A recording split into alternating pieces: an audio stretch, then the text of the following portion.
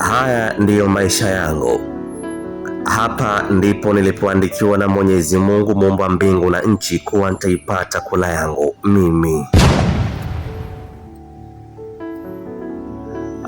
Kuna kucha ndiyo kauli yetu sisi wapambanaji. Pesa ya kula leo twaitafuta leo, hakuna uwekezaji wala mitaji. Huyu Mwenyezi Mungu Maulana aliyekuumba wewe ndiye kaniumba na mimi, kaumba malaika, kaumba Ibilisi, akaumbaga na majini.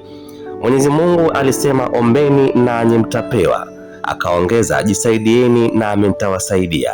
Wahenga nao wakanena mgaga na upwa hali wali mkavu.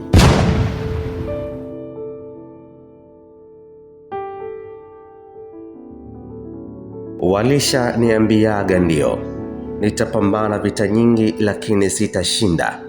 Walisha nipakaziaga sio eti mimi Dhalful Hali mchuzi mixi Martin Kadinda.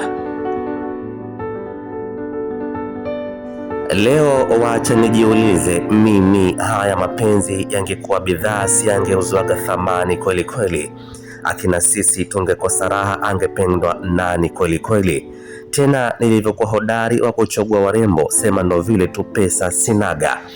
Pakome leo nimeamka na zari la mtende, mtoto wa watu kanipenda mazima. Riziki yangu naipata kwa shida, angalieni. Vile vya halali naonekana nimeiba, angalieni. Nimekuwa mpata mpatae, naishi kwa shida kila mida, nisaidieni.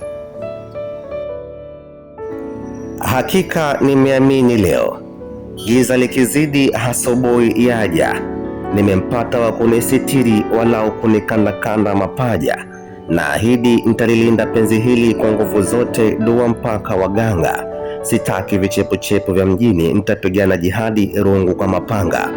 Sasa nimempata walau wa kumwaga asubuhi, baby naenda kazini. Nitapewa kwa wakati, vya halali sio vya kuzinizini. Ghafla penzi hili mahaba yameongezeka na uzito umeongezeka, niangalieni. Nitakuwa mbobezi kazini, nipandishwe na cheo, angalieni. King Kito.